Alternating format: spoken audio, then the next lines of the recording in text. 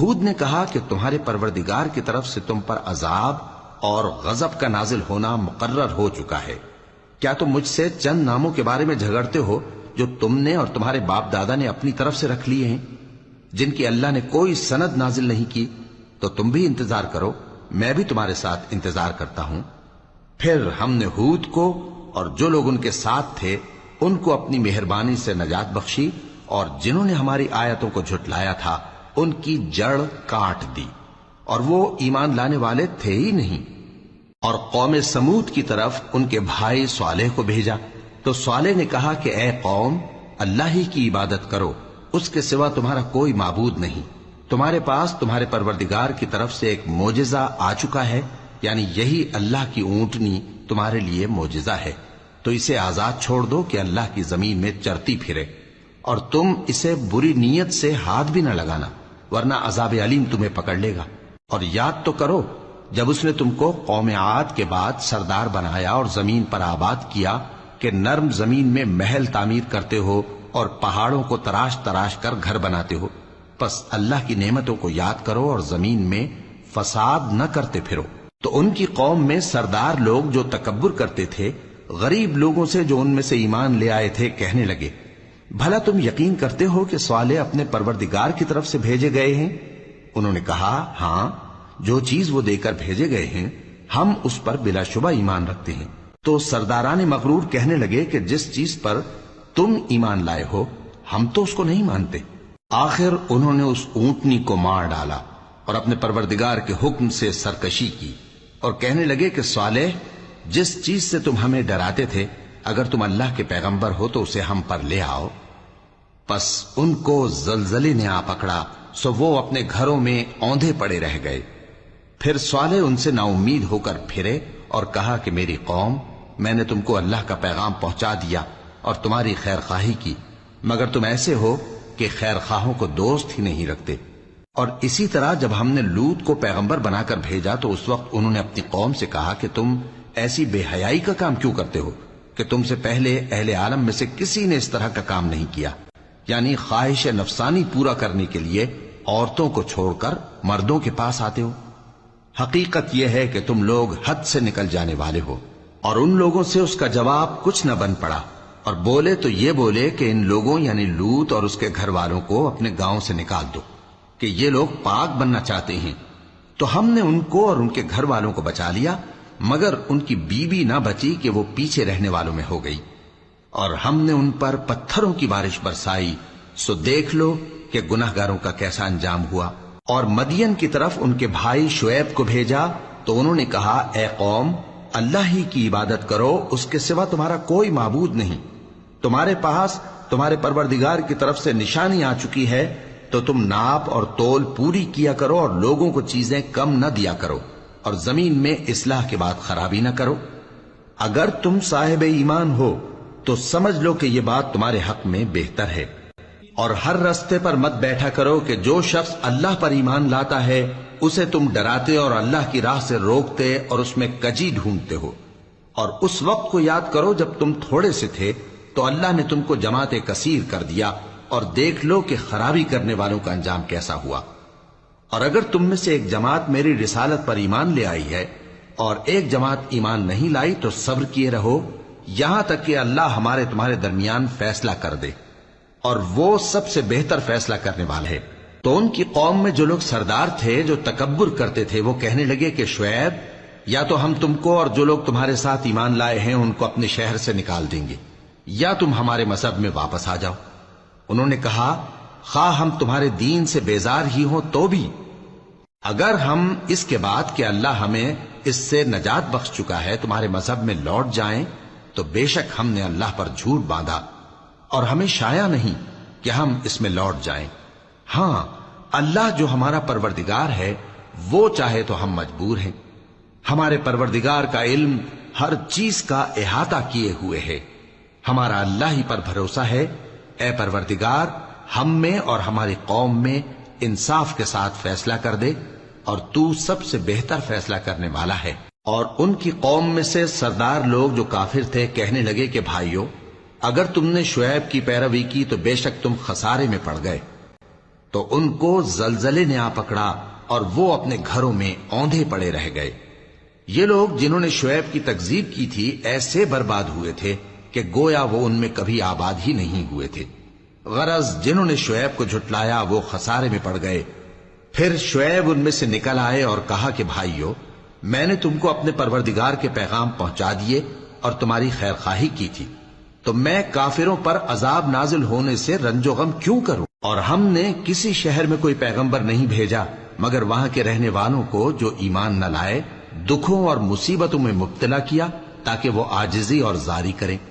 پھر ہم نے تکلیف کو آسودگی سے بدل دیا، یہاں تک کہ وہ مال و اولاد میں زیادہ ہو گئے تو کہنے لگے کہ اسی طرح کا رنج و راحت ہمارے بڑوں کو بھی پہنچتا رہا ہے، تو ہم نے ان کو ناگہاں پکڑ لیا اور وہ اپنے حال میں بے خبر تھے۔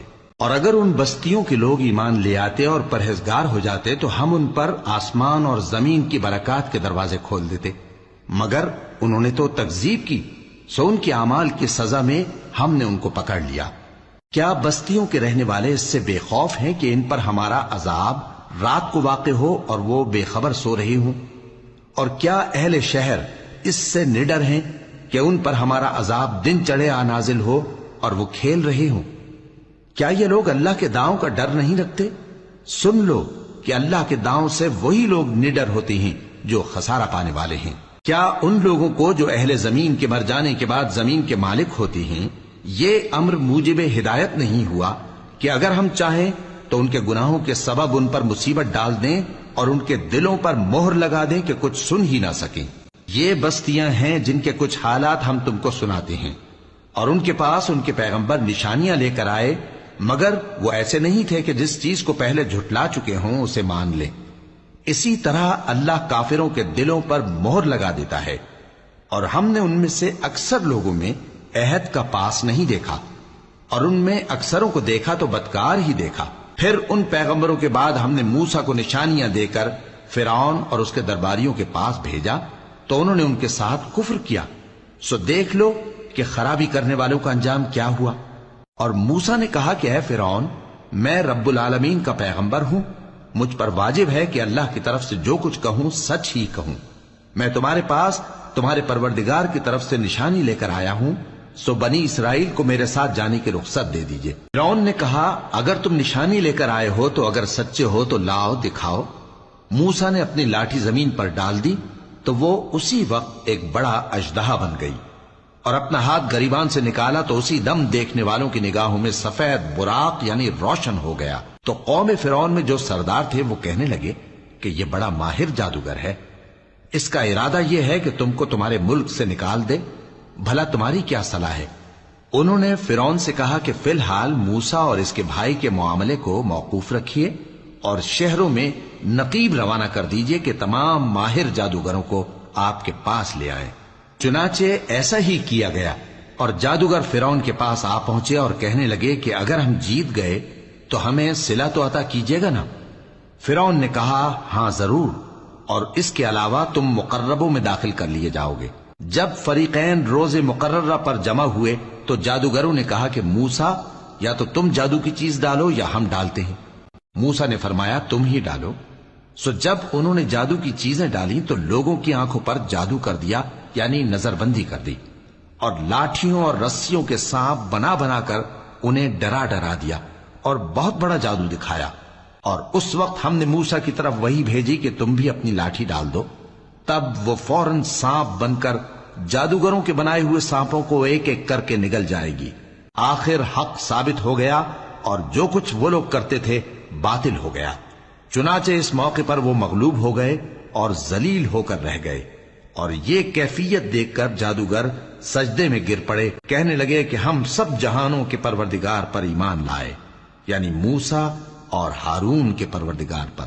فرعون نے کہا پیشتر اس کے کہ میں تمہیں اجازت دوں تم اس پر ایمان لے آئے، بے شک یہ فریب ہے جو تم نے مل کر شہر میں کیا ہے تاکہ اہل شہر کو یہاں سے نکال دو، سو ان قریب اس کا نتیجہ معلوم کر لو گے۔ میں پہلے تو تمہارے ایک طرف کے ہاتھ اور دوسری طرف کے پاؤں کاٹ دوں گا، پھر تم سب کو سولی چڑھا دوں گا۔ وہ بولے کہ ہم تو اپنے پروردگار کی طرف لوٹ کر جانے والے ہیں، اور اس کے سوا تجھ کو ہماری کون سی بات بری لگی ہے کہ جب ہمارے پروردگار کی نشانیاں ہمارے پاس آ گئیں تو ہم ان پر ایمان لے آئے۔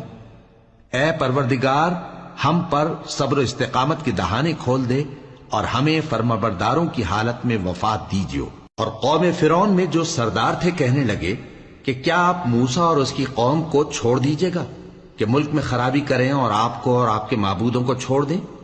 اس نے کہا کہ ہم ان کے لڑکوں کو تو قتل کر ڈالیں گے اور لڑکیوں کو زندہ رہنے دیں گے، اور بلا شبہ ہم ان پر غالب ہیں۔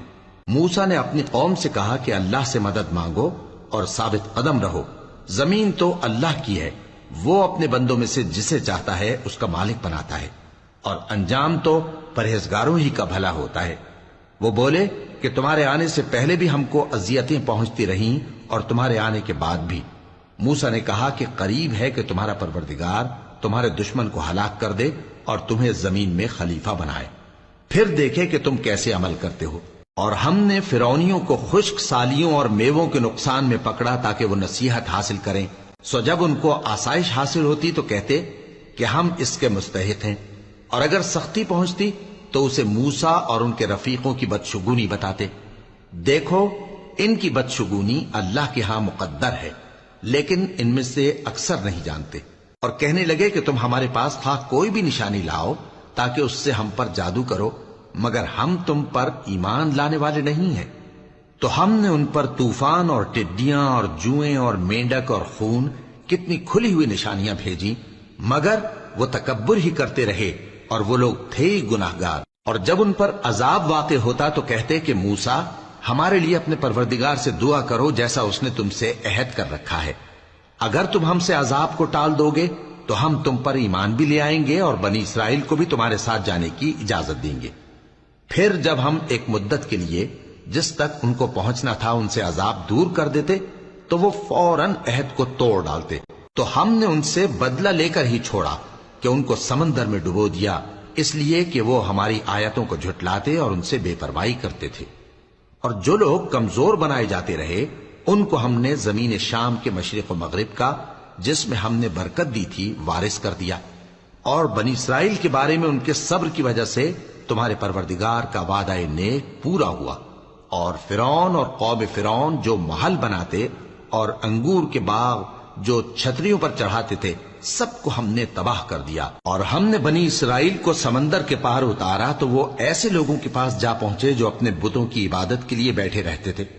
بنی اسرائیل کہنے لگے کہ موسیٰ، جیسے ان لوگوں کے معبود ہیں ہمارے لیے بھی ایک معبود بنا دو۔ فرمایا کہ تم بڑے ہی جاہل لوگ ہو، یہ لوگ جس شغل میں پھنسے ہوئے ہیں وہ برباد ہونے والا ہے، اور جو کام یہ کرتے ہیں سب بےہودہ ہیں۔ فرمایا، کیا میں اللہ کے سوا تمہارے لیے کوئی اور معبود تلاش کروں، حالانکہ اس نے تم کو تمام اہل عالم پر فضیلت بخشی ہے۔ اور ہمارے ان احسانوں کو یاد کرو جب ہم نے تم کو فرعونیوں کے ہاتھ سے نجات بخشی، وہ لوگ تم کو بڑا دکھ دیتے تھے، تمہارے بیٹوں کو تو قتل کر ڈالتے تھے اور بیٹیوں کو زندہ رہنے دیتے تھے، اور اس میں تمہارے پروردگار کی طرف سے بڑی آزمائش تھی۔